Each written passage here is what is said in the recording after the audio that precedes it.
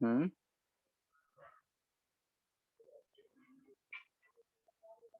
अभी तक जो हुआ है उसमें कोई दिक्कत?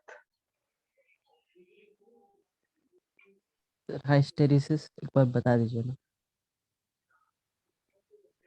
ठीक है, स्टेसिस लूप जो है वेरिएशन ऑफ, जो हम मटेरियल के अंदर मैग्नेटाइजेशन की बात कर रहे थे, मैग्नेटाइजिंग फील्ड का, वो magnetising field external magnetising field के रिस्पेक्ट में कैसे वेरी करता है उस पे वो कर्व है। ठीक है, और लगभग मटेरियल के लिए जो पैरामैग्नेटिक होते हैं उनके लिए वो सेम तरीके का आता है। तो हमें वैसे ही याद रखना है किस तरीके का होगा। इधर जो था आई एच था, इधर जो था आई था। एच था यानी कि एक्सटर्नल मैग्नेटिक फील्ड जो था उसका मैग्नेटाइजिंग पावर, यानी हम external magnetic field b equal to mu naught into h लिख सकते हैं। तो ये जो एच है मैग्नेटाइजिंग फील्ड, उस चीज को रिप्रेजेंट करता है। और वैसे ही जब मटेरियल के अंदर में एक मैग्नेटिक फील्ड प्रोड्यूस हो रहा है, उसका मैग्नेटाइजिंग फील्ड आई से रिप्रेजेंट कर रहे हैं। तो दोनों का वेरिएशन को हम लोग ड्रॉ कर रहे हैं। तो किसी भी मटेरियल का है, हम बाहरी अगर फील्ड को बढ़ाते जाएं तो उसका अपना जो मैग्नेटाइजिंग फील्ड होता है वो एक बढ़ते बढ़ते मैक्सिमम लेवल तक आता है। ठीक है, तो ये हम बोल रहे हैं कि किसी एच के लिए ये मैक्सिमम वैल्यू आ रहा है आई। ठीक है, इसे फिर अगर हम लोग एच को घटाना शुरू करें, तो घटाना शुरू करते तो ये वापस से इसी पाथ को फॉलो नहीं करता है, बल्कि क्या करता है कि ऐसा कुछ पाथ आता है। ठीक है, यानी कि हम देख रहे हैं कि अगर हम बाहरी मैग्नेटिक फील्ड जीरो कर दिए हैं तब भी इसके पास कुछ मैग्नेटिक प्रॉपर्टी रह जा रहा है, जिसे बोलते हैं रेसिडुअल मैग्नेटिक फील्ड, अगर इस पॉइंट को भी बोले तो। वैसे ही अगर हम इस मैग्नेटाइजिंग फील्ड को, जैसे कि अगर हम कोई भी मटेरियल रखे थे, इधर से अगर मैग्नेटिक फील्ड रखे थे, इसे हम घटाते घटाते घटाते घटाते इसे हटा के अब हम इधर से कर दिए, तो उसे हम रिप्रेजेंट कर रहे हैं निगेटिव हॉरिजॉन्टल एक्सिस पे। तो पीछे की तरफ अगर हम बढ़ाते जाएंगे तो हमें दिख रहा है किसी पॉइंट सी पे ये जो है आके इसका मैग्नेटिक फील्ड जो प्रोड्यूस हुआ था मटेरियल के अंदर में वो जीरो हो रहा है। तो इसे हम लोगों ने नाम दिया था कोर्सिविटी। ठीक है, और बढ़ाते जाएंगे तो फिर से हम उतना ही, जितना ये एच था उतना ही माइनस एच करेंगे। एच नॉट है तो इसे भी एच नॉट कर देते हैं।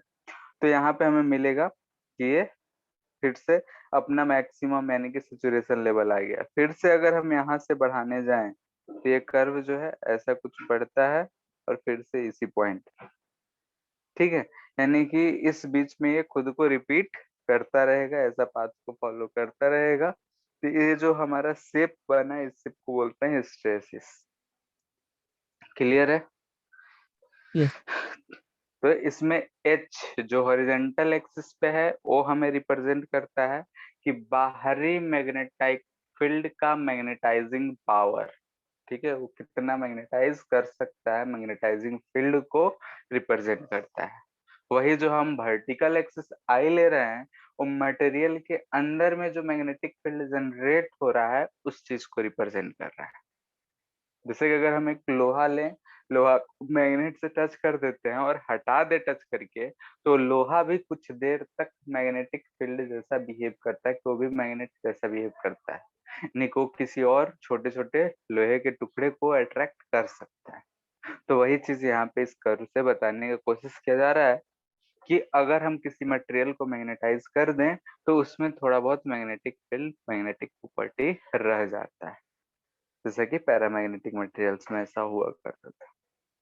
ठीक है, डायमैग्नेटिक मटेरियल्स थे तो अपोज कर रहे थे, फेरोमैग्नेटिक में ज्यादा रहता है, तो फेरोमैग्नेटिक मटेरियल्स जैसे आयरन, निकल, ये सब ज्यादा शो करते हैं। क्लियर है? Yes sir. और कोई दिक्कत? नो सर, कुछ नहीं। ठीक है, ठीक है, फिर तो हम लोग नेक्स्ट देखते हैं। नेक्स्ट चैप्टर है हमारा ईएमआई। ठीक है, यानी कि इलेक्ट्रोमैग्नेटिक इंडक्शन।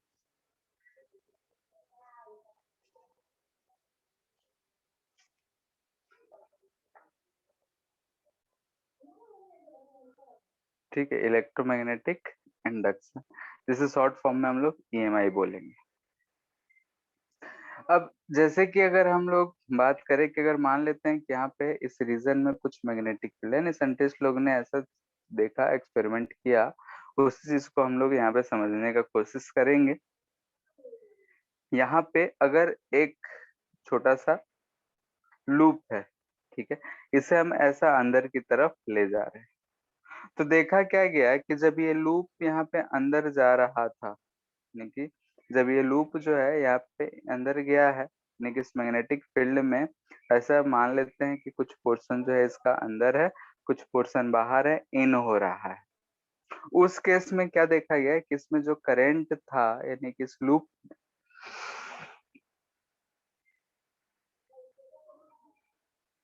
एक ऐसा करंट जो है इसमें मिला हमें, ठीक है, नहीं करंट जो है इस केस में नॉन जीरो था, यानी कि इस लूप को इस मैग्नेटिक फील्ड में अगर हम इन कर रहे थे तो हमें दिखा कि इस लूप में एक करंट मिला, ठीक है। गैल्वेनोमीटर हम सर्किट में लगा सकते हैं, जिसमें डिफ्लेक्शन से हमें पता चलेगा कि इसमें करंट है या नहीं।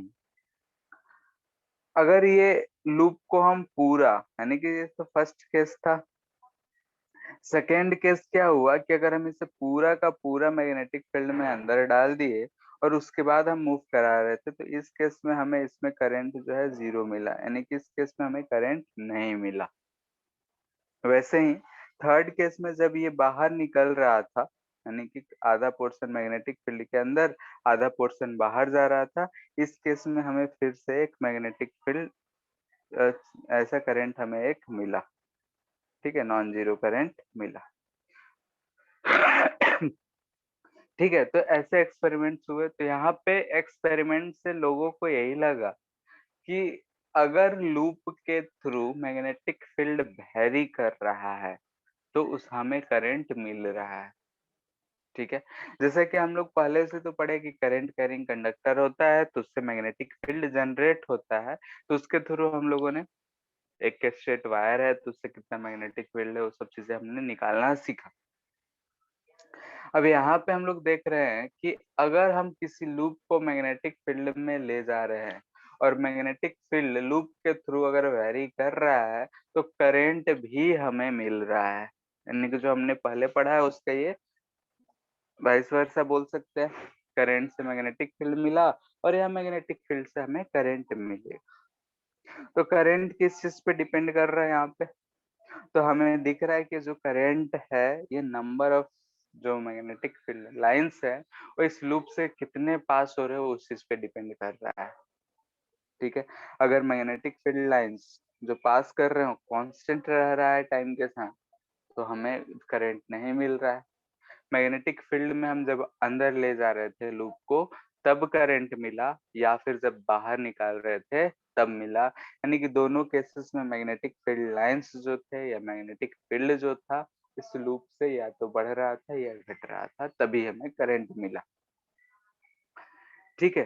तो यहाँ पे जो ये करंट मिलता है इसे हम लोग अलग नाम देते हैं, तो वही चीज हम लिख देते हैं।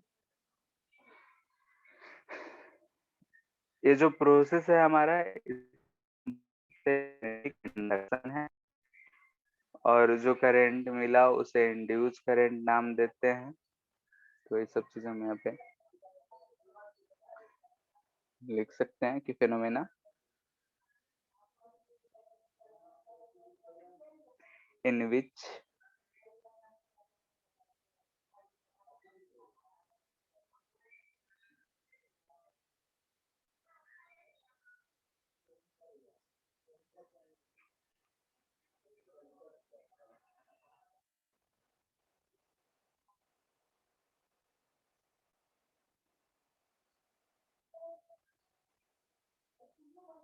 ठीक है, हमें दिख रहा है कि करंट जो है लूप में प्रोड्यूस हो रहा है due to changing magnetic field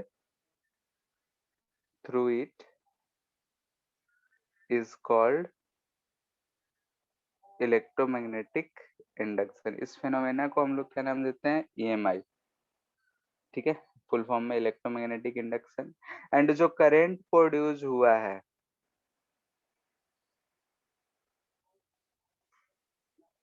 in process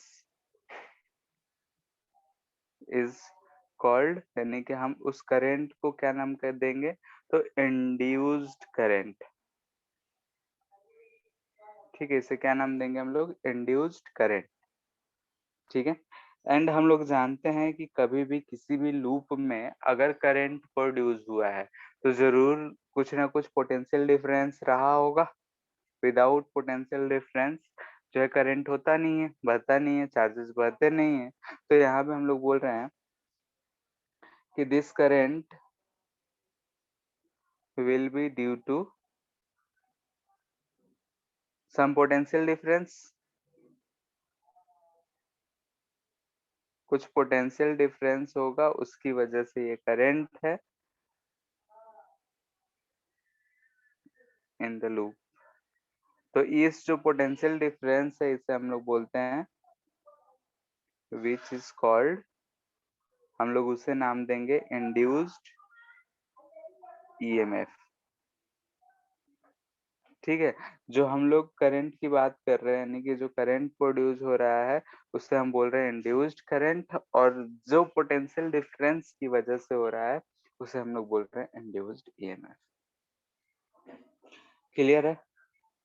तो हम लोगों ने देखा कि अगर किसी मैग्नेटिक फील्ड में अगर कोई लूप है उससे मैग्नेटिक फील्ड चेंज हो रहा है तो हमें एक करंट उस लूप में मिल रहा है। ठीक है, थोड़ा बहुत दिमाग दौड़ाएं तो हमें कुछ कुछ ऐसा समझ में आ रहा है कि इस लूप से मैग्नेटिक फील्ड चेंज होना, यानी कि नंबर ऑफ फील्ड लाइंस जो क्रॉस कर रहे हैं वो चेंज हो रहा है। ठीक है, ध्यान से देखो, तो number of field lines crossing the area जो लूप है उस चेंज हो रहा है, वो चीज हमें नजर आ रहा है।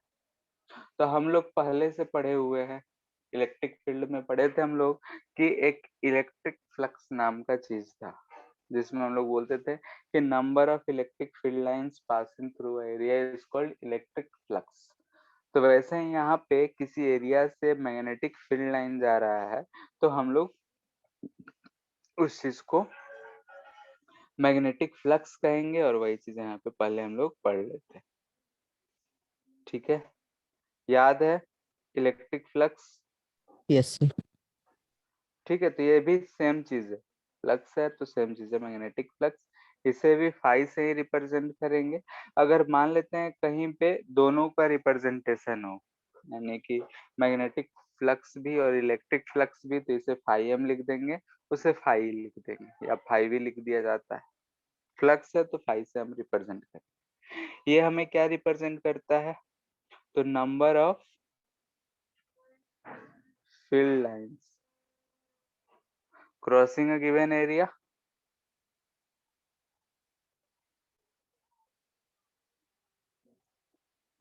किसी गिवन एरिया को जो number of field lines pass करेंगे इज कॉल्ड मैग्नेटिक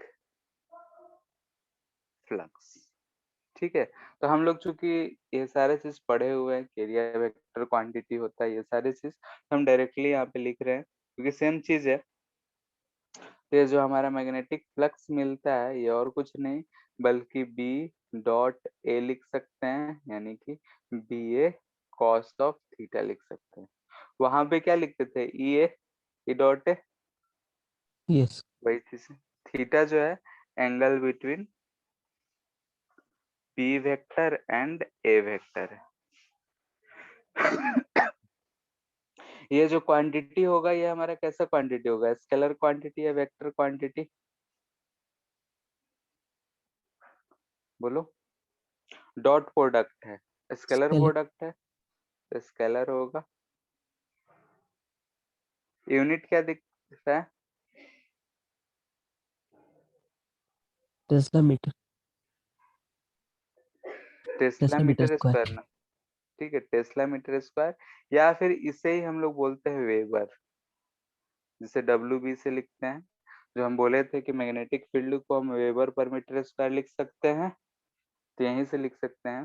तो यहाँ पे हम लोग जो फ्लक्स आता है इसका यूनिट होता है टेस्ला मीटर स्क्वायर या फिर वेबर। ठीक है, अब केसेस देख लेते हैं। केसेस तो खैर सबको पता ही है कि क्या है केसेस। फर्स्ट मान लेते हैं कि हमारा एक प्लेन है, प्लेन है तो हम लोग एरिया हमेशा क्या लेते हैं, परपेंडिकुलर टू द प्लेन, ये एरिया वेक्टर होगा। हम बोल रहे हैं कि इसमें जो मैग्नेटिक फील्ड लाइंस हैं वो ऐसा ही है, ठीक है। मैग्नेटिक फील्ड लाइंस यानी कि इस एरिया वेक्टर से परपेंडिकुलर है, ये जो हमें मैग्नेटिक फील्ड लाइंस दिख रहा है, यानी कि दोनों के बीच में एंगल थीटा जो हमें दिख रहा है area vector and magnetic field vector के बीच में 0 डिग्री। तो इस केस में अगर हम फ्लक्स लिखते हैं तो क्या आएगा, बी इंटू एरिया,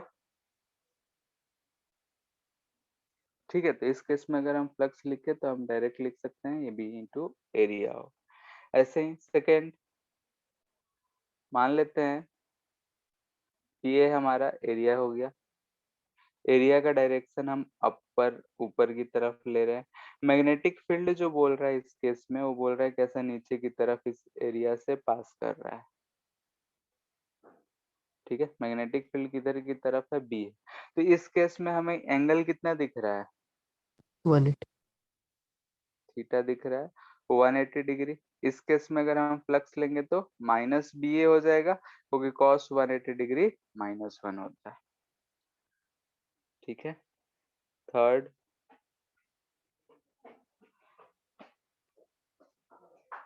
मान लेते हैं कि ये हमारा एरिया है और मैग्नेटिक फील्ड जो है ऐसे जा रहा है, ठीक है। इस केस में अगर ध्यान से देखो तो मैग्नेटिक फील्ड लाइंस जो है एरिया को टच करता हुआ चला जा रहा है, क्रॉस नहीं कर रहा है। और दूसरा एंगल अगर हम देख रहे हैं दोनों में तो एंगल हमें 90 डिग्री भी दिख रहा है। तो थीटा या तो 90 डिग्री याद रखेंगे या फिर फील्ड लाइंस जो है ग्रेज करते हुए जा रहे हैं, तो इस केस में फ्लक्स क्या मिलेगा हमें, 0, ठीक है। तो फ्लक्स हमें दिख रहा है कि फील्ड लाइंस एरिया को कितना क्रॉस कर रहा है उसके ऊपर ये डिपेंड करता है, फिर एंगल पे डिपेंड करता है कि एरिया वेक्टर और मैग्नेटिक फील्ड वेक्टर के बीच में एंगल कितना है, ठीक है। अगर हम यहाँ ध्यान से देखें तो एंगल हो सकता है कि ऐसा भी दे, ये एरिया वेक्टर हो गया और मैग्नेटिक फील्ड जो है यहाँ से ऐसा है, ठीक है। ये दिख रहा है कि यहाँ से एंगल थीटा पे है, ये मैग्नेटिक फील्ड, और थीटा यहाँ दिख रहा है कि लेस देन 90 डिग्री और ग्रेटर देन 0 डिग्री, तो दिख ही रहा है, यानी कि एक्यूट एक्यूट है। इस केस में फ्लक्स क्या आएगा, पॉजिटिव, क्योंकि कॉस ऑफ थीटा क्या होता है, पॉजिटिव होता है। वैसे ही हो सकता है कि अगर ये एंगल ऑब्ट्यूज दे दे, यानी कि ये एरिया वेक्टर हम बोल दें कि एरिया वेक्टर इधर है और मैग्नेटिक फील्ड वेक्टर जो है इधर की तरफ है, इधर की तरफ मैग्नेटिक फील्ड लाइंस पास कर रहे हैं। तो इस केस में अगर हम देखेंगे तो ये वाला एरिया जो होगा हमारा एंगल बिटवीन बोथ वेक्टर्स होगा, और यहाँ पे थीटा दिख रहा है ग्रेटर देन 90 डिग्री है, सेकेंड क्वाड्रेंट में है, cos थीटा निगेटिव होता है तो फ्लक्स इस केस में निगेटिव, ठीक है। तो फ्लक्स यहाँ से हमें दिख रहा है कि depending on cross dot product positive हो सकता है, नेगेटिव हो सकता है, 0 हो सकता है, मैक्सिमम हो सकता है, ठीक है। तो पॉजिटिव, नेगेटिव, 0 कुछ भी हो सकता है हमारा ये फ्लक्स, ठीक है। Yes. अगर मैग्नेटिक फील्ड जो है वेरी कर रहा होगा, यानी कि चेंजिंग विथ एरिया, यानी कि एरिया या डिस्टेंस जो भी हो उससे चेंज हो रहा हो, तो इस केस में फ्लक्स अगर लिखेंगे तो इंटीग्रल साइन के साथ लिखेंगे बी डॉट डी, ठीक है, ये चीज लिखें, ठीक है। ऑल्सो हम लोग एक चीज पढ़े थे, याद हो तो, अगर हम लोग ऐसा एक गोला लगा देते थे तो हम लोग बोलते थे क्लोज सरफेस का इंटीग्रल है, ठीक है। तो क्लोज सरफेस का इंटीग्रल यहाँ पे जो होगा ये 0 होगा, और ये इस चीज को याद रखना है कि अगर क्लोज सरफेस इंटीग्रल है तो ये 0 होगा। इसे हम लोग बोलते हैं गॉस लॉ ऑफ मैग्नेटिज्म, ठीक है। ध्यान से देखो तो ये गॉस लॉ ही दिख रहा है, integral e dot a equal to q in by epsilon naught हुआ करता था, ठीक है। लेकिन यहाँ मैग्नेटिक फील्ड में ये 0 होगा, 0 क्यों होगा, तो हम लोग जानते हैं कि मैग्नेटिक फील्ड जो होता है कोई भी चीज से प्रोड्यूस हो तो हमेशा बाई डाइपोल्स में ही एग्जिस्ट करता है, यानी कि नॉर्थ और साउथ हमेशा साथ साथ एग्जिस्ट करता है। सिर्फ नॉर्थ या सिर्फ साउथ कभी एग्जिस्ट नहीं करता है। तो कभी भी अगर हम क्लोज सरफेस लेंगे तो उस केस में मैग्नेटिक फील्ड उस सरफेस से जितना बाहर निकल रहा होगा उतना ही अंदर जा रहा होगा। ठीक है, कहने का मतलब ये है कि ये हमारा क्लोज सरफेस हो गया। अगर हम लोग बोले कि इसमें एक नॉर्थ पोल है तो नॉर्थ पोल से अकेले एग्जिस्ट नहीं कर सकता है, यहाँ जब भी करेगा तो एक नॉर्थ के साथ साथ साउथ भी करेगा। नहीं, अगर एक बार मैग्नेट है तो साउथ पोल नॉर्थ पोल दोनों, यानी कि यहाँ से हमें दिखेगा कि मैग्नेटिक फील्ड लाइंस निकल रहा है तो यहाँ से अंदर भी जा रहा हो। इनकमिंग फ्लक्स और आउटगोइंग फ्लक्स दोनों बराबर होंगे, तो इसलिए हम लोग टोटल फ्लक्स को क्या बोल सकते हैं कि 0 होगा। क्लियर है ये? Yes. यानी कि स्टेटमेंट क्या लिखा हुआ है, total flux through close surface is 0। ठीक है, टोटल फ्लक्स जो होगा 0 होगा since magnetic field lines always form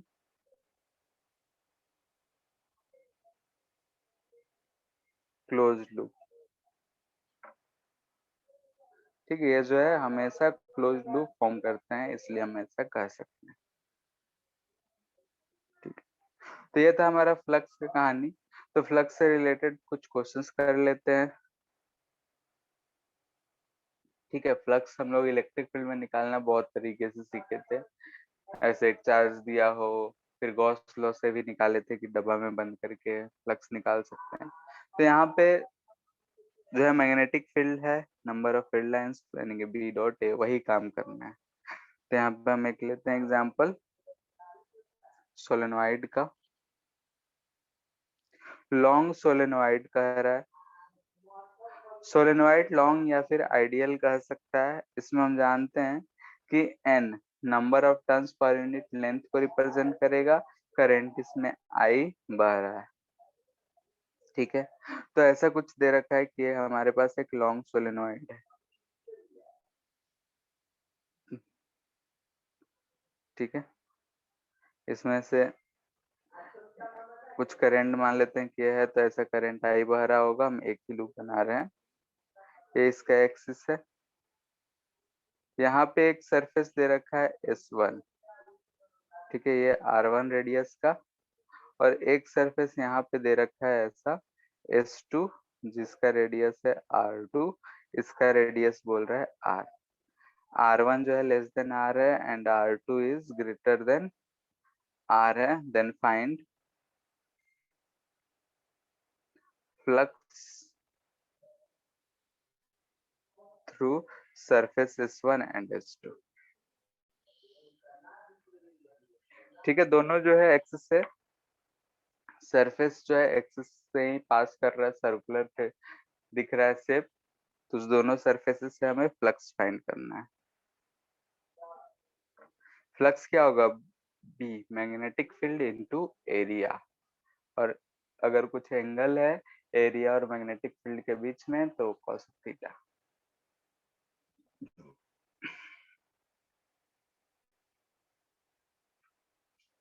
कितना आ रहा है बोलो?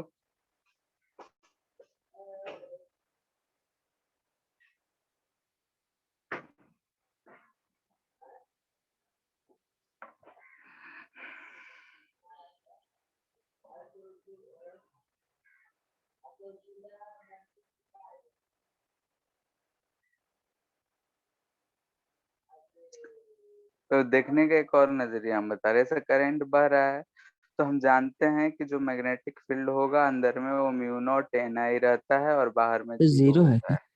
पायल क्यों कर? नहीं, नहीं, मैग्नेटिक फील्ड अंदर में यही होता है। किसी भी सोलेनोइड के अंदर में मैग्नेटिक फील्ड का फॉर्मूला यही आया था ना, यस। म्यू नॉट एन आई। तो यहाँ हम इसे ऐसे रिप्रेजेंट कर सकते हैं, ध्यान से देखो। यानी कि हम इधर खड़े होके देखेंगे तो हमें ऐसा कुछ दिखेगा। ये हमारा सोलेनोइड का रेडियस हो गया r। मैग्नेटिक फील्ड जो है इसी में ऐसा हमें दिख रहा है, इसी रीजन में सिर्फ होता है आइडियल सोलेनोइड के लिए। ठीक है, फर्स्ट लूप जो है यहाँ से ऐसा r1 दूरी पे है, ये r1, ये बोल रहे हैं लूप 1 है। तो इस लूप 1 से अगर हम मैग्नेटिक फ्लक्स फाइंड करना चाहते हैं, phi 1 हम बोल रहे हैं फॉर सरफेस S1, तो बताओ magnetic field B into area यही होगा। मैग्नेटिक फील्ड कितना जा रहा है इससे, यूनिफॉर्म होता है तो म्यू नॉट एन आई ही रहेगा। एरिया क्या होगा, पाई r1 स्क्वायर। कोई दिक्कत नो। दिख रहा है? ठीक। वैसे ही अगर हम सेकेंड सरफेस के लिए बात करते हैं, तो सेकेंड सरफेस अगर हम देख रहे हैं तो उसका जो रेडियस है इस r से बड़ा है। ठीक है, यानी कि ये जो रेडियस है ये r2 है, ये सरफेस 2 है। तो फॉर सरफेस 2, ठीक है, सरफेस 2 के लिए अगर हम फ्लक्स लिखना चाहते हैं तो यहाँ पे ध्यान से देखो b इंटू ए लिखेंगे, लेकिन magnetic field mu naught N I आ रहा है, ये भी यूनिफॉर्म है तो यही रखेंगे, जो भी है उसी रीजन में है मैग्नेटिक फील्ड। एरिया क्या लेंगे यहाँ पे बताओ, मैग्नेटिक फील्ड पाई क्या आर इस पाई r स्क्वायर ये लेंगे या फिर कुछ और लेंगे, या पाई r2 स्क्वायर लेंगे? देख के बोलो कितने एरिया में मैग्नेटिक फील्ड है, क्या सिर्फ पाई r स्क्वायर में ही है? दिख रहा है सिर्फ यस। रेड वाले में ही है। तो जितने दूरी में मैग्नेटिक फील्ड है उतना ही एरिया हम लोग लेंगे। तो यहाँ ध्यान से देखना है कि पाई r स्क्वायर लिए हैं, पाई r2 स्क्वायर नहीं लिए। लेकिन फर्स्ट वाले केस में हम पाई r1 स्क्वायर लिए हैं, क्योंकि हमें सिर्फ r1 वाले के अंदर ही दिखाना है, भले ही बाहर है तो है। वैसे ही यहाँ पे हमें इस वाले रीजन में अगर देखा जाए तो इसमें मैग्नेटिक फील्ड नहीं दिख रहा है, तो हम इसका क्यों लेंगे एरिया, जितने एरिया में मैग्नेटिक फील्ड है उतना ही एरिया लेना है। क्लियर है? Yes sir.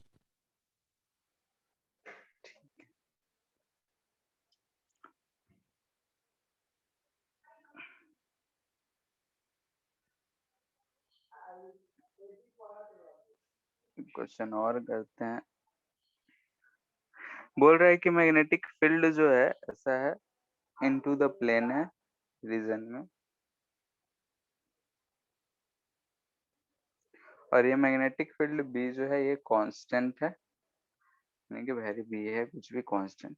यहाँ पे एक लूप है जो कि जस्ट अंदर जा रहा है, ये कांस्टेंट स्पीड भी से मूव कर रहा है। ठीक है, कांस्टेंट स्पीड से ये मूव कर रहा है, अंदर की तरफ जा रहा है। इसका ये जो लेंथ है ये एल है, ये जो है वो ए है।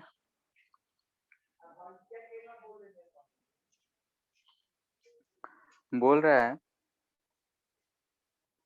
कि find flux as function of time. ठीक है, टाइम के फंक्शन में फ्लक्स फाइंड करना है। ये t इजकल टू 0 पे सिचुएशन दे रखा है।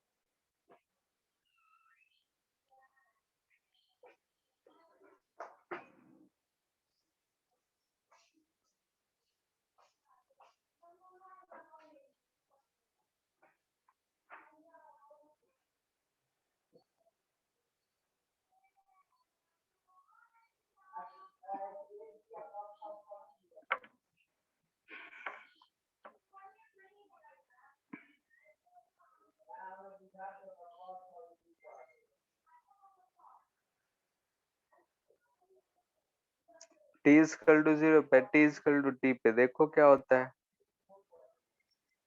थोड़ा सा पोर्शन ये अंदर चला जाएगा।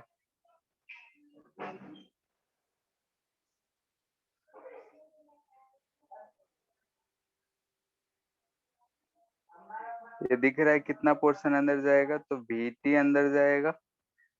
ये डिस्टेंस ए दे रखा है, तो इस मैग्नेटिक फील्ड के अंदर में ये वाला एरिया है, ठीक है। तो अगर हम फ्लक्स लिखते हैं तो क्या लिखेंगे, बी इंटू एरिया, थीटा तो 90 दोनों का 0 डिग्री है तो कॉस 0 लेंगे तो 1 हो जाएगा। तो ये हो जाएगा बी, एरिया कितना अंदर है तो वी टी इंटू ए, तो हमें फ्लक्स यहाँ से मिल जाएगा बी भी A into T as a function of time, T मिल गया, दिख रहा है। अगर ये जो है एल दूरी है तो हम देखेंगे कि ये जो है ये time less than l by v के लिए ही होगा। अगर time greater than l by v हो जाएगा तो उस समय ये पूरा का पूरा बॉडी अंदर चला जाएगा, और उस समय अगर हमें फ्लक्स लिखना हो तो हम लिख सकते हैं बी भी, एरिया हो जाएगा L into A P L A, ठीक है। तो ये हमारा फ्लक्स मिल रहा है टाइम के हिसाब से, कि अगर हम लोग देख रहे हैं कि एल बाई वी, यानी कि एल दूरी चलने में इसके टाइम लगेगा एल बाई वी, उससे पहले तक ये टाइम के साथ साथ वेरी कर रहा है। उसके बाद जब पूरा का पूरा लूप अंदर चला गया तो फ्लक्स जो है वो कांस्टेंट हो जा रहा है, बी एल ए हो जा रहा है, यानी कि अब हमारा टाइम के से वेरी नहीं कर रहा है, दिख रहा है। यस। ठीक है, तो ये हमें दिख रहा है कि मैग्नेटिक फ्लक्स जो है अंदर गया तो चेंज नहीं हो रहा। हाँ, अगर मैग्नेटिक फील्ड चेंज हो रहा होता तो चेंज होता, लेकिन फिलहाल तो चेंज नहीं हो रहा। ठीक है, तो इस चेंज पे भी गौर देना है, क्योंकि हम लोगों ने देखा था कि इलेक्ट्रोमैग्नेटिक इंडक्शन अगर कर रहे हैं तो चेंजिंग मैग्नेटिक फील्ड यानी कि लूप के through changing number of field line से ही जनरेट हो रहा है। तो number of field lines change होने का मतलब यही दिख रहा है हमें कि फ्लक्स चेंज होगा तो मैग्नेटिक फील्ड चेंज हो रहा है, तो फ्लक्स चेंज हो रहा है, फ्लक्स चेंज हो रहा है तो करंट प्रोड्यूस होगा। यानी कि ओवरऑल हम लोग आगे चल के यही बात करने वाले हैं कि किसी लूप से कितना फ्लक्स चेंज हो रहा है, रेट ऑफ फ्लक्स जो चेंज होगा उसी पे डिपेंडेंट होगा कि कितना करंट इस लूप से बहेगा, ठीक है। तो यहाँ पे हम लोगों ने देखा कि अगर करंट मतलब किसी भी लूप से फ्लक्स चेंज करा सकते हैं, अगर मैग्नेटिक फील्ड चेंज हो, एरिया चेंज हो, या फिर दोनों के बीच का एंगल चेंज हो तो फ्लक्स चेंज हो सकता है, ठीक है। यहाँ पे हमने देखा कि जब लूप अंदर जा रहा था तब फ्लक्स जो है टाइम पे डिपेंडेंट है, यानी कि टाइम के साथ साथ चेंज हो रहा है, लेकिन एक बार लूप जब पूरा अंदर चला गया तो फ्लक्स कांस्टेंट हो गया। चेंज की अगर बात करेंगे तो 0 हो जाएगा जब एक बार पूरा अंदर चला जाएगा।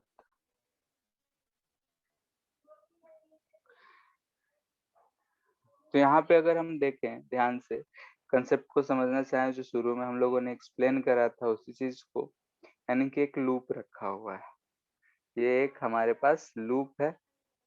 हम क्या कर रहे हैं कि एक मैग्नेट को, ठीक है, लेट्स से ये नॉर्थ पोल है, ये साउथ पोल है, हम इसकी तरफ किसी स्पीड v से ले आ रहे हैं, तो हमें क्या दिखेगा यहाँ पे कि इस मैग्नेट का जो मैग्नेटिक फील्ड लाइंस है ऐसा, वो इसके थ्रू ऐसे अंदर की तरफ बढ़ रहा है, अंदर की तरफ बढ़ रहा है, यानी कि magnetic field lines through loop बढ़ रहा है, ठीक है। यहाँ फिगर देख के हमें क्या दिख रहा है कि magnetic field lines through loop increases, ठीक है, इसके थ्रू जो लूप के थ्रू है वो इंक्रीज कर रहा है। अगर मैग्नेटिक फील्ड लाइंस बढ़ रहा है तो हमें दिख रहा है कि फ्लक्स पाई भी बढ़ रहा है लूप के थ्रू, यानी कि इस लूप को हम रखे हुए हैं, इस लूप के थ्रू हमें दिख रहा है कि मैग्नेटिक फील्ड लाइंस पास कर रहे हैं, तो फ्लक्स भी चेंज हो रहा है, इंक्रीजेस यानी कि चेंजिंग है।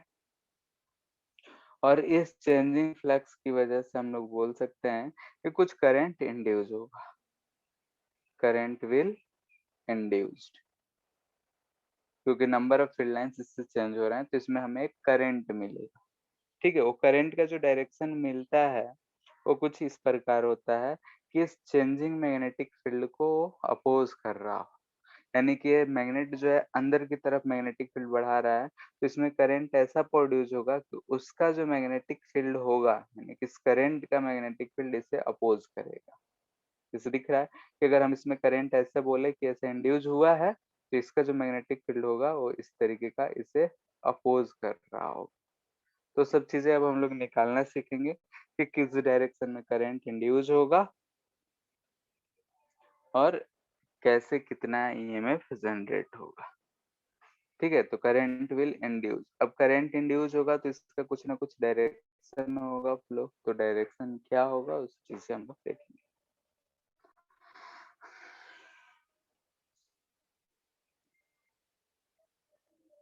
तो पहले देखते हैं Faraday law.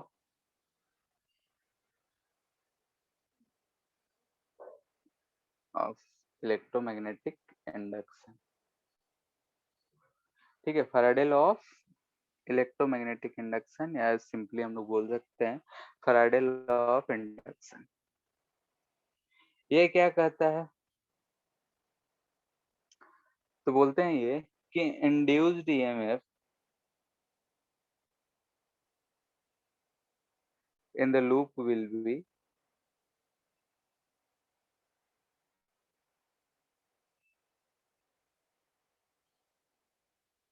in the loop due to changing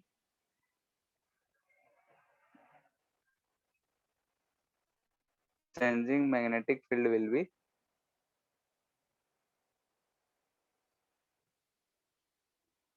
will be given by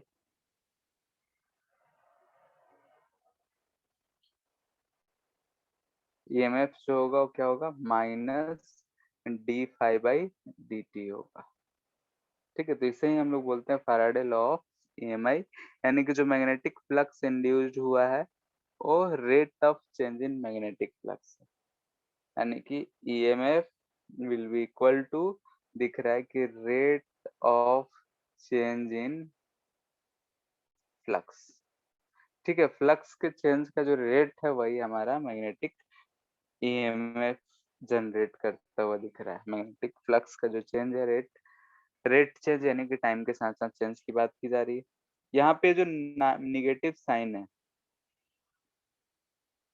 ठीक है, निगेटिव साइन ये रिप्रेजेंट करता है जेंट्स करंट विल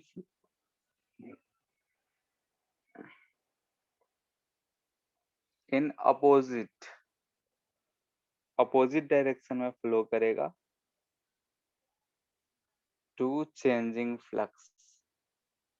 ठीक है, चेंजिंग फ्लक्स के अपोजिट डायरेक्शन में ये जो है फ्लो करेगा। तो ये फैराडे लॉ ऑफ ईएमआई हम लोग देखते हैं कि अगर किसी लूप में, हमने देखा था कि अगर किसी लूप से फ्लक्स चेंज होता है, तो जो फ्लक्स चेंज होता है यानी कि उसमें करंट प्रोड्यूस होता है, और करंट तभी प्रोड्यूस होगा जब उसमें कुछ ना कुछ पोटेंशियल डिफरेंस होगा। पोटेंशियल डिफरेंस यानी ईएमएफ। तो वही चीज हम लोग बोल रहे हैं यहाँ पे, जो इंड्यूस्ड ईएमएफ यानी कि ईएमएफ जो प्रोड्यूस हो रहा है चेंजिंग फ्लक्स की वजह से, वो फैराडे ने अपना एक्सपेरिमेंट करके बताया कि ये जो ईएमएफ है वो minus d phi by D T होगा। तो ईएमएफ हमें मिल गया कि minus d phi by D t है, तो इससे हम लोग फाइंड कर सकते हैं कितना ईएमएफ। ठीक है, ईएमएफ पता चल जाएगा, रेजिस्टेंस पता होगा तो हम करंट पता कर सकते हैं, I equal to E by are होगा। खैर, तो यहाँ से अगर हम लोग दिख रहे हैं हियर, इन सब चीजों पे तो हम गौर कर ही सकते हैं कि फ्लक्स जो होगा जीरो कांस्टेंट अगर होता है, तो जीरो तो कांस्टेंट है, अगर फ्लक्स कांस्टेंट होता है तो यहाँ से हमें दिख रहा है कि चेंज इन फ्लक्स ये जीरो होगा। ये अगर जीरो है यानी कि ईएमएफ जो जनरेट होगा वो भी हमें जीरो मिलेगा। ईएमएफ जीरो यानी कि करंट जीरो, यानी कि अगर लूप के थ्रू फ्लक्स चेंज नहीं हो रहा है, फ्लक्स अगर कांस्टेंट है तो हमें करंट नहीं मिलेगा। ठीक है, फर्स्ट स्टेटमेंट ये लिखा हुआ है कि अगर हम किसी भी लूप के थ्रू कांस्टेंट फ्लक्स रखते हैं, यानी कि मैग्नेटिक फील्ड लाइंस टाइम के साथ चेंज ना कर रहे हो, एरिया चेंज ना कर रहा हो, किसी भी तरीके से flux number of field lines जो पास कर रहा है वो कांस्टेंट रहे तो उस केस में हमें ईएमएफ नहीं मिलेगा, यानी करंट नहीं मिलेगा। सेकेंड, हम इस फ्लक्स को चेंज कैसे कर सकते हैं, यानी कि फाई इज नॉट कांस्टेंट। तो ये कांस्टेंट नहीं होने का हमारे पास बहुत सारे तरीके हैं। क्या हो कि जो मैग्नेटिक फील्ड हो ये फंक्शन ऑफ टाइम टी हो, यानी कि हम बोल रहे हैं कि चेंजिंग विथ टाइम।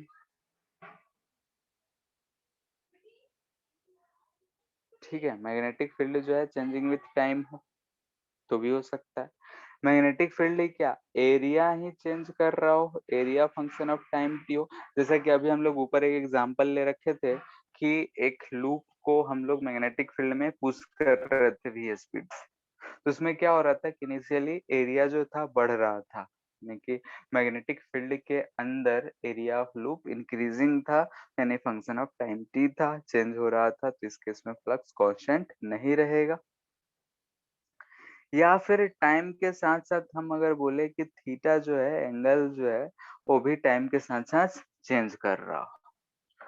ठीक है, ये जो एंगल है ये भी टाइम के साथ साथ फंक्शन ऑफ टाइम टी हो या रोटेट कर रहा हो, यानी किसी मैग्नेटिक फील्ड में हम देख लें तो सब अगर ये सारे जो है चेंज कर रहे होंगे तो हमें पता चलेगा कि फ्लक्स चेंज कर रहा है। और फ्लक्स अगर चेंज हो रहा है तो इससे हमें क्या मिलेगा कि d phi by D t जो है ये नॉन जीरो मिलेगा, यानी कि ईएमएफ जो मिलेगा इसका भी वैल्यू हमें कुछ मिलेगा, यानी कि करंट जो होगा ये भी नॉन जीरो होगा, हमें कुछ करंट मिलेगा। तो इसलिए ध्यान रखना है कि ईएमआई में करंट तभी प्रोड्यूस होगा जब फ्लक्स चेंजिंग हो, फ्लक्स थ्रू लूप चेंजिंग होगा तभी हमें जाके ईएमएफ मिलेगा या करंट मिलेगा। ठीक है, थर्ड पॉइंट, थर्ड पॉइंट है ये है कि अगर हम किसी लूप के थ्रू बोल रहे हैं, कैसे लूप है तो इसमें करंट आई बह रहा है, इसका अगर रेजिस्टेंस आर है तो इसमें एक पोटेंशियल डिफरेंस ईएमएफ ई है। तो जो ईएमएफ ई का मैग्नीट्यूड है ये जो है ये d phi by D t है, हम मॉड के अंदर लगा रहे हैं, यानी कि हम इसका ईएमएफ बता रहे हैं। ठीक है, तो EMF e d phi by D t है, यहाँ पे अगर हम साइन के साथ रखे थे तो minus d phi by D t था, या फिर बोल सकते हैं ई साइन को कंसिडर करते हुए d phi by D t. तो यहाँ से अगर हमसे बोला जाए कि इस लूप का रेजिस्टेंस आर क्या है, रेजिस्टेंस ऑफ लूप। ठीक है, जो भी वायर यूज किए हैं उसका अगर रेजिस्टेंस है तो हम यहाँ से बोल सकते हैं I equal to E by are होगा, यानी कि minus one by R D phi by D T होगा। ठीक है, कभी कभी हमसे पूछ लिया जाता है कि बताओ कि यहाँ पे कोई क्रॉस सेक्शन एरिया दे देगा, बोलेगा कि चार्ज कितना फ्लो हुआ। ठीक है, तो यहाँ से एक चीज तो हम बोल सकते हैं चार्ज फ्लोन, यानी कि dq की बात की जा रही है तो ये आई डी टी होता है। आई डी टी ध्यान से देखो तो और कुछ नहीं minus d phi by r. ठीक है, यानी कि कुछ टाइम इंटरवल देगा तो हम डेल्टा क्यू हम लिख सकते हैं phi initial minus phi final by r, initial flux minus final flux upon r. ठीक है, क्योंकि डेल्टा जो होता है हमेशा फाइनल माइनस इनिशियल होता है, यहाँ इनिशियल माइनस फाइनल किया है इसलिए माइनस साइन हटा दी। यहाँ आई है तो एक चीज और बोल सकते हैं कि हीट जनरेटेड, अगर हीट की बात की जा रही है तो ये होता है आई स्क्वायर आर डी टी। ठीक है, आई स्क्वायर आर डी टी, तो यहाँ से आई पता चल गया तो हम इससे हीट भी पता कर सकते हैं कि कितना हीट जनरेट हुआ होगा। ठीक है, तो यहाँ से हम लोग इतना चीज समझ गए कि अगर फैराडे लॉ है तो फैराडे लॉ से हम लोग कितना मैग्नेटिक फ्लक्स चेंज होने की वजह से ईएमएफ जनरेट हुआ है वो बता सकते हैं। लूप का रेजिस्टेंस है तो करंट बता सकते हैं। चार्ज कितना फ्लो हुआ वो बता सकते हैं। ठीक है, अब ये सब तो हम लोग बता दिए, लेकिन किस डायरेक्शन में चार्ज फ्लो होगा उसे कैसे देखेंगे? तो उसे हम देखने के लिए 2-3 तरीके देखेंगे, सीखेंगे हम लोग कि किस डायरेक्शन में करंट फ्लो होगा। ठीक है, तो पहले हम वही डायरेक्शन ही देखेंगे, फिर इस पे न्यूमेरिकल्स भी करेंगे ईएमएफ फाइंड करने के साथ साथ।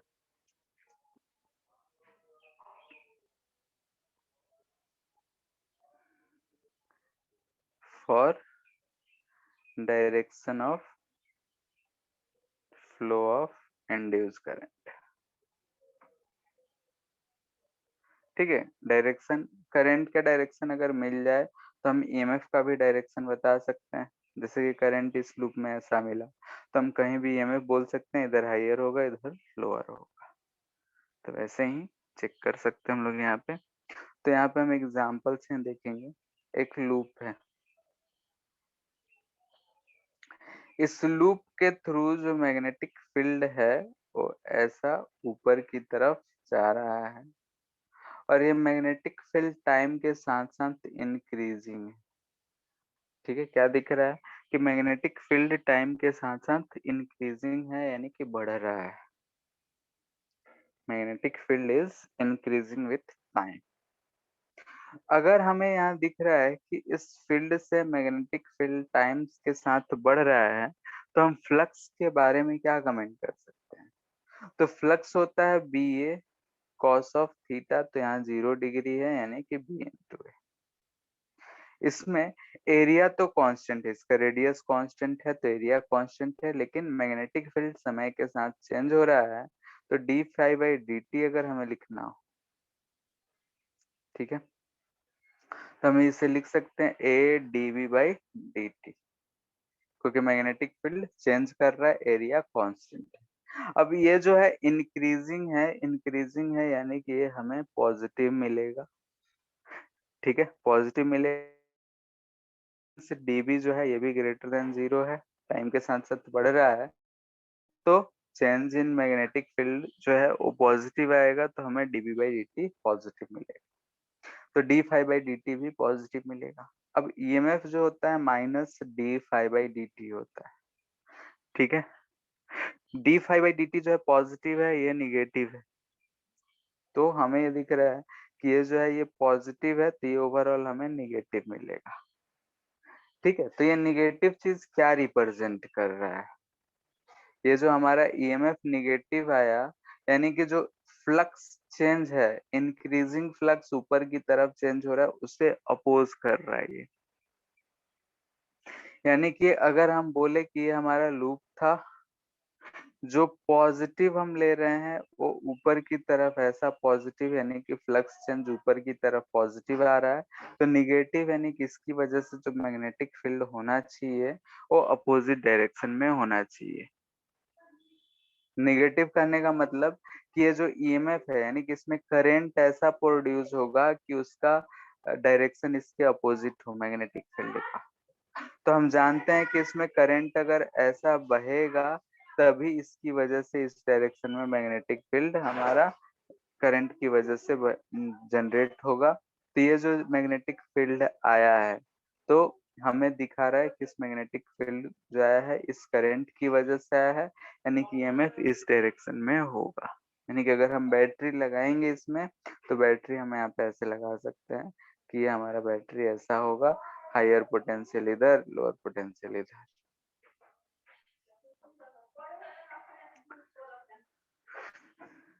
ठीक है, यानी कि करंट जो है ऐसा प्रोड्यूस हुआ कि इस मैग्नेटिक फील्ड को, यानी कि जो चेंजिंग जिसकी वजह से, यानी कि इधर हमें निगेटिव मिल रहा है, तो ईएमएफ जो है ऐसा जनरेट होगा कि उसकी वजह से जो मैग्नेटिक फील्ड है वो अपोजिट डायरेक्शन में रहेगा। ठीक है, लेकिन हम लोग ये वाला मेथड उतना यूज नहीं करते हैं डायरेक्शन के लिए। डायरेक्शन के लिए हम लोग सिंपल सा लेंज लॉ यूज करेंगे। ठीक है, तो वही देखते हैं हम लोग Lenz law.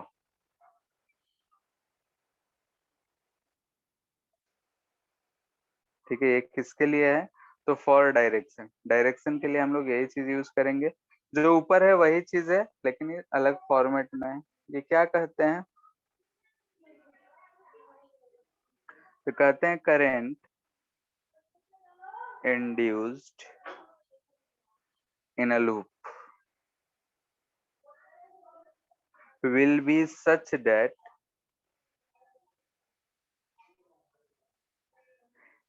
it will oppose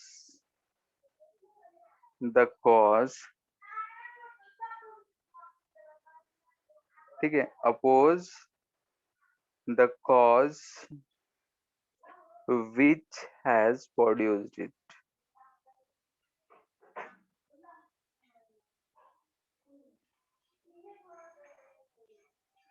ठीक है, करंट कैसा प्रोड्यूस होगा?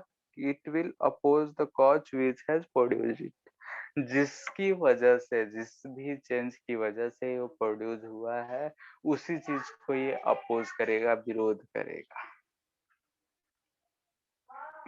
ठीक है, यानी कि जिस रीजन से ये प्रोड्यूस हुआ है, जिस रीजन से ये करंट इस लूप में बहना शुरू हो रहा है, उसी रीजन को ये खत्म करना चाहेगा। जैसे ऊपर वाले एग्जांपल में देखो तो कैसे प्रोड्यूस हो रहा है? तो ऊपर की तरफ इस लूप में मैग्नेटिक फील्ड इंक्रीज हो रहा है, इस वजह से करंट प्रोड्यूस हो रहा है। तो करंट ऐसा प्रोड्यूस होगा कि इस इंक्रीजिंग मैग्नेटिक फील्ड को डिक्रीज करना चाहे। यानी कि कह सकते हैं कि जो करंट प्रोड्यूस हो रहा है वो ऐसा प्रोड्यूस होगा कि उसे बदलाव पसंद नहीं है। ठीक है, मोहब्बतें फिल्म का अमिताभ बच्चन है, जिसे चेंजिंग बिल्कुल पसंद नहीं है, जैसा है वैसा ही चलते रहना चाहिए। तो वैसा ही हम दिख रहा है कि इस लूप के थ्रू अगर मैग्नेटिक फील्ड बढ़ रहा है, तो ये क्या चाहेगा कि मैग्नेटिक फील्ड ना बढ़े, तो उसे घटाने के लिए करंट इसमें प्रोड्यूस होगा, और करंट ऐसा प्रोड्यूस होगा कि वो इंक्रीजिंग मैग्नेटिक फील्ड को डिक्रीज करे। यानी कि जो मैग्नेटिक फील्ड इंड्यूस जनरेट होगा वो इसके अपोजिट डायरेक्शन में होगा, तभी दोनों न्यूट्रलाइज होंगे। जैसे एक एग्जांपल और लेते हैं, ये हमारा लूप हो गया। कह रहा है कि इसमें मैग्नेटिक फील्ड ऊपर की तरफ ही है, ठीक है, लेकिन ये मैग्नेटिक फील्ड डिक्रीजिंग है। ठीक है, समय के साथ साथ ये मैग्नेटिक फील्ड डिक्रीजिंग। तो ये जो मैग्नेटिक फील्ड डिक्रीजिंग है, तो इसमें करंट ऐसा प्रोड्यूस होगा क्योंकि ये डिक्रीजिंग फ्लक्स की वजह से। ठीक है, तो हम फ्लक्स के साथ देख सकते हैं, तो हम बोल सकते हैं कि d phi by D t जो होगा इसमें निगेटिव होगा, यानी कि ईएमएफ जो है सपोर्टिव होना चाहिए, यानी कि ईएमएफ जो होना चाहिए पॉजिटिव होना चाहिए। पॉजिटिव होने का मतलब कि मैग्नेटिक फील्ड जिधर घट रहा है उधर बढ़ाना चाहिए। इस लूप की, इस लॉ के अनुसार देखें तो हमें क्या दिख रहा है कि current will produced such that it will try to increase and decreasing magnetic field।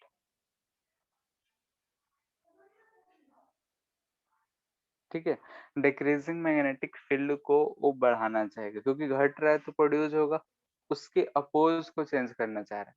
देखिए, जिस भी रीजन से प्रोड्यूस हो रहा है, घटते मैग्नेटिक फील्ड से प्रोड्यूस हो रहा है, तो इसमें ऐसा प्रोड्यूस होगा कि उसे बढ़ाएगा। तो ये ऊपर की डायरेक्शन में और घट रहा है, तो इसे बढ़ाने के लिए मैग्नेटिक फील्ड और हमें इसी डायरेक्शन में देना पड़ेगा, Yes. देना पड़ेगा। तो उस डायरेक्शन में होने के लिए इसमें करंट कैसा बहना चाहिए? ऐसा।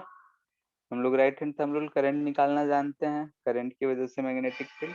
इसमें जो करंट प्रोड्यूस होगा वो हमें ऊपर से देखेंगे तो हमें एंटी क्लॉकवाइज दिखेगा, तो किसकी वजह से जो करंट है ऊपर की तरफ प्रोड्यूस होगा, तो इस डिक्रीजिंग मैग्नेटिक फील्ड को और सपोर्ट मिल जाएगा। ऊपर वाले केस में क्या था कि मैग्नेटिक फील्ड घट रहा था, तो बढ़ रहा था, तो बढ़ रहा था, तो उसे घटाने के लिए अपोजिट डायरेक्शन में होगा। क्लियर है इतना? Yes. ठीक है, तो इसी पे बेस्ड कुछ क्वेश्चंस करते हैं, फाइंडिंग डायरेक्शन।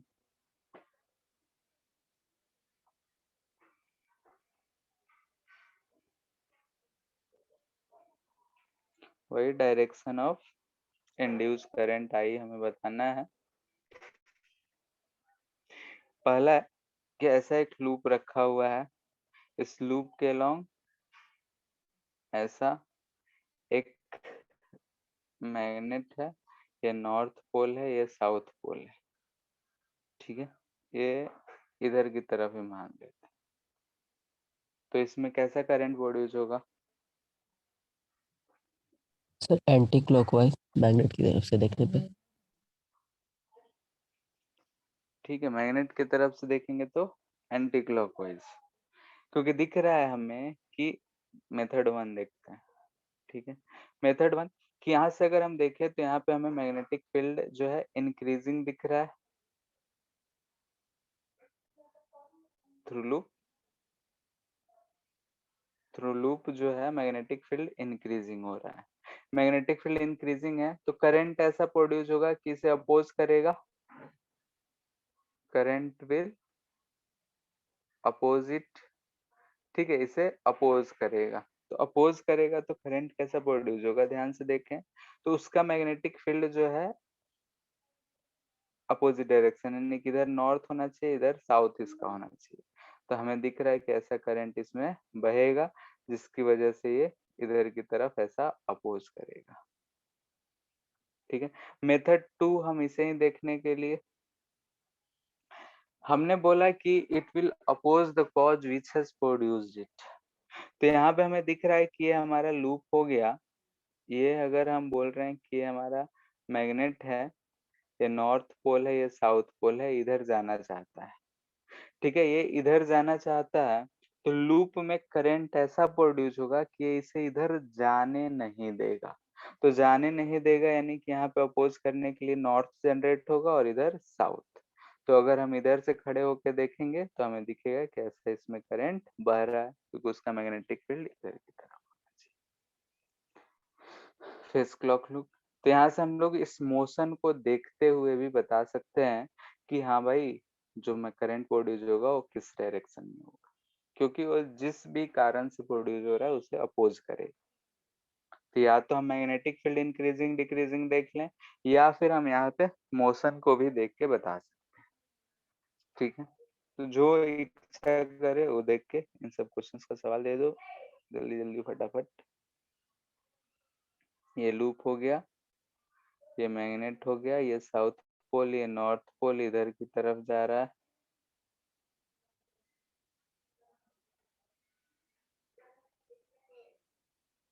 फिर से एंटी क्लॉकवाइज। साउथ पोल है, ये दूर भाग रहा है, यानी कि इसे जाने नहीं देगा, तो ये नॉर्थ होगा। इधर से देखेंगे तो ऐसा करंट इसमें प्रोड्यूस होगा। ठीक है, वही अगर हम बोलते कि ये साउथ, ये नॉर्थ और इधर आ रहा है तो क्लॉकवाइज। ठीक है, साउथ है नजदीक आना चाह रहा है तो ये साउथ, ये नॉर्थ होगा, इसमें करंट ऐसा बहेगा। ठीक है,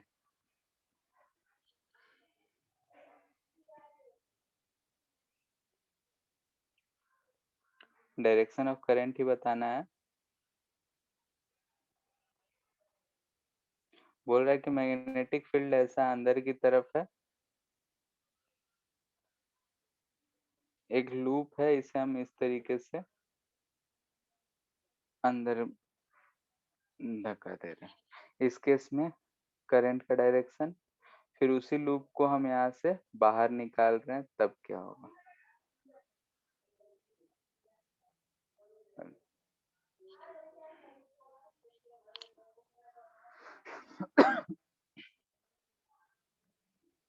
फर्स्ट केस में क्या होगा बोलो?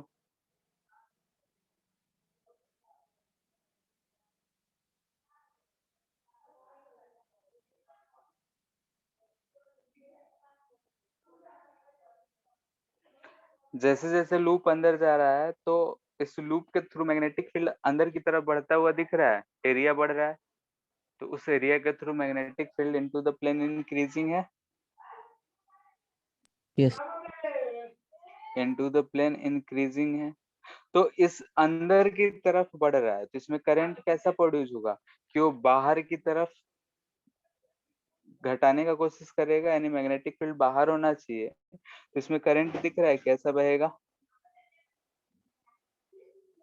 दिख रहा है, यस यानी कि magnetic field due to i will be out of the plane.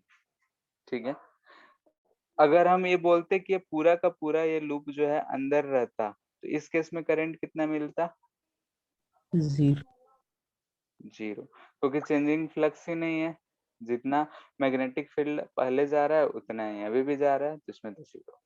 Third case में इसमें बाहर निकल रहा है जब क्लॉकवाइज क्लॉकवाइज, दिख रहा है कि मैग्नेटिक फील्ड जो है इनटू द प्लेन है लेकिन डिक्रीजिंग है। ठीक है, इनटू द प्लेन डिक्रीजिंग है, तो इसमें ऐसा करंट होगा कि वो इस मैग्नेटिक फील्ड को बढ़ाना चाहे, तो ऐसा करंट अगर बहेगा इसमें से, तभी इसका मैग्नेटिक फील्ड जो है अंदर की तरफ होगा, बढ़ाएगा। यानी कि बोल सकते हैं बी ड्यू टू करंट जो होगा will be into the plane.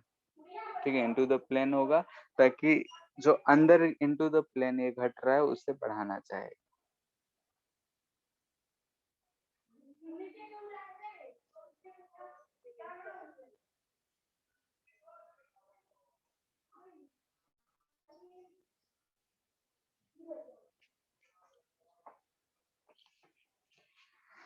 एक ऐसा करंट कैरिंग वायर है, ठीक है, इसमें करंट आई बह रहा है, और ये करंट बोल रहा है कि टाइम के साथ साथ इंक्रीजिंग है। ठीक है, एक यहाँ पे लूप रखा हुआ है, इस लूप में करंट कैसा बहेगा, एक यहाँ पे लूप रखा हुआ है बी, उसमें करंट किस डायरेक्शन में बहेगा।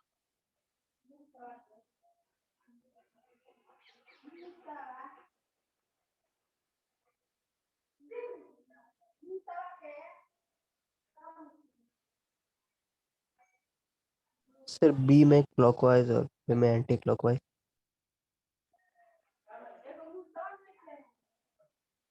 अगर हम डायरेक्शन की बात करें, तो हम लोग राइट हैंड से देख सकते हैं कि इधर की तरफ मैग्नेटिक फील्ड जो है ऐसा होगा, और इधर की तरफ magnetic field out of the plane होगा। ठीक है, मैग्नेटिक फील्ड करंट इंक्रीजिंग है, तो मैग्नेटिक फील्ड अंदर की तरफ इंक्रीजिंग होगा। तो फर्स्ट केस में दिख रहा है कि अंदर की तरफ इंक्रीजिंग है, तो उसे डिक्रीज करने के लिए जो करंट होगा वो ऐसा बहेगा। सेकेंड में बाहर की तरफ इंक्रीजिंग है, तो उसे डिक्रीज करने के लिए ऐसा करंट बहेगा। क्लियर है, बोल रहा है कि एक ऐसा ट्रायंगुलर लूप रखा हुआ है, ठीक है, और इसके सेंटर पे एक ऐसा करंट है, यानी कि ये जो है वायर है हमारा, ये जो है करंट कैरिंग वायर को रिप्रेजेंट कर रहा है। ठीक है, करंट जो है आई बह रहा है और इंक्रीजिंग है समय के साथ साथ, तो बोल रहा है फ्लक्स, इसमें करंट कितना होगा, current in the loop,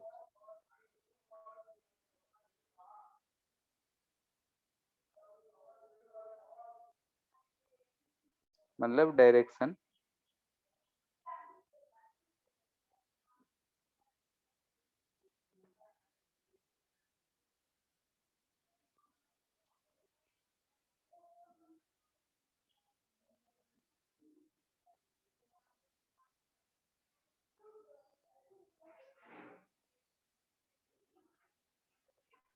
sir anti clockwise. ध्यान से देखोगे तो इसका मैग्नेटिक फील्ड लाइंस कैसा ड्रॉ होगा, ऐसा होगा, देखो यस तो, ये है मैग्नेटिक फील्ड लाइंस, तो ये जो है उस एरिया को क्रॉस कर रहा है। यार अगर फ्लक्स देखो तो हमें क्या मिल रहा है, जीरो मिल रहा है, चेंजिंग हो मैग्नेटिक Yes. फील्ड वाले वो अलग बात है, लेकिन इस एरिया को क्रॉस तो कर नहीं रहा है, एरिया और इसमें एंगल 90 डिग्री दिख रहा है, तो फ्लक्स ही जीरो तो करंट क्या होगा? जीरो। जब Zero. करंट ही नहीं है तो उसका डायरेक्शन क्या होगा?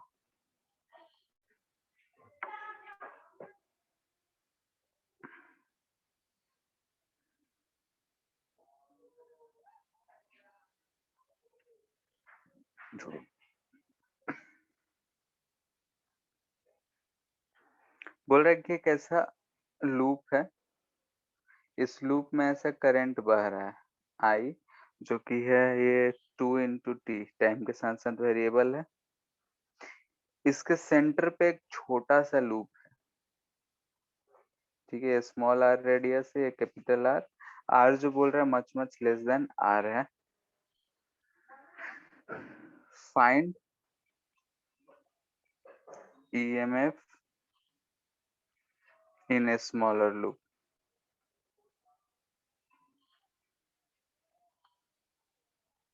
Due to current in outer loop. ध्यान से देखो तो बाहर वाले लूप में करंट अगर बह रहा है तो उसके वजह से मैग्नेटिक फील्ड अंदर वाले में चेंज हो रहा होगा, Yes. फ्लक्स होगा तो करंट होगा। ठीक है, तो ईएमएफ सबसे पहला काम करना होगा हमें मैग्नेटिक फ्लक्स निकालना। तो ये सेंटर है तो मैग्नेटिक फील्ड कितना लिखेंगे बोल बताओ?